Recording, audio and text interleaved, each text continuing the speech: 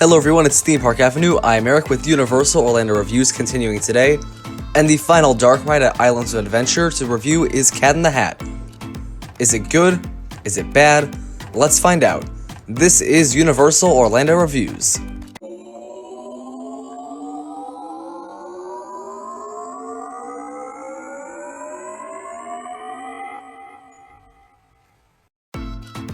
A bit of background quickly before we begin. I've been doing these Universal reviews for all of Islands of Adventure, for all the dark rides, water rides, and I will do motion simulators for studios. I hope you'll subscribe to the channel so you know when I make the next one. I have a lot of these on the way for studios, but here's the final one for Islands of Adventure. So Cat in the Hat, it's in the Seuss Landing area, it's themed to the beloved children's character, and it's an opening day attraction, I believe. So is it good? Well, let's go through the whole experience. The queue, first of all, I like the big hat outside, that's nice. And the queue is good. It's not amazing, but it's well themed, and it'll keep you entertained enough as you wait. It's not normally a long wait for this ride though. So once you get on, there's a lot of like wacky walls and stuff. So the whole idea is that Cat in the Hat's very goofy, so the walls of this house are kind of caving in, and it looks very wacky and not straight, or it's very curvy all around. So then we meet the animatronic Cat in the Hat, and I must say, this is the biggest issue with the ride.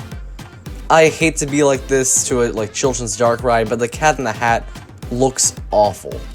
It's kind of horrifying and really cheaply done. Another technical issue is the lack of a theme ceiling. It means the effects are very easy to see, and I don't like that too much. Now I will say, some claim that the E.T. Adventure Ride at Studios is an acid trip. No, this is an acid trip. This ride is nuts. It has the simple stuff from the book, like Cat in the Hat balancing on a ball and juggling a bunch of stuff. And there's even this one weird part where you look at a screen with this poorly rendered 3D Cat in the Hat that's obviously not been changed since the ride's opening. And he falls down and it looks very weird. The Thing 1 and 2 animatronics are a bit weird looking, and honestly I just don't love the way the characters look in this. But then there's parts where it gets all neon and looks like blacklight, and there's a lot of weird stuff going on that I don't remember from the book, like a piano falling down. That may have happened, but I haven't read the book in a long time because, you know, it's a book for children and I'm not reading that much anymore.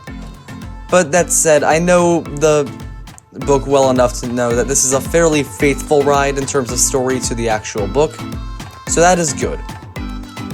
And after everything with the crazy dark stuff and glowing everything and a bunch of weird stuff going on, the things get caught in the net to stop them from causing trouble, and the Cat in the Hat sweeps everything up like in the book. And all's well that ends well. So overall, some thoughts on this ride. The biggest issue, unfortunately, is that it has aged quite poorly.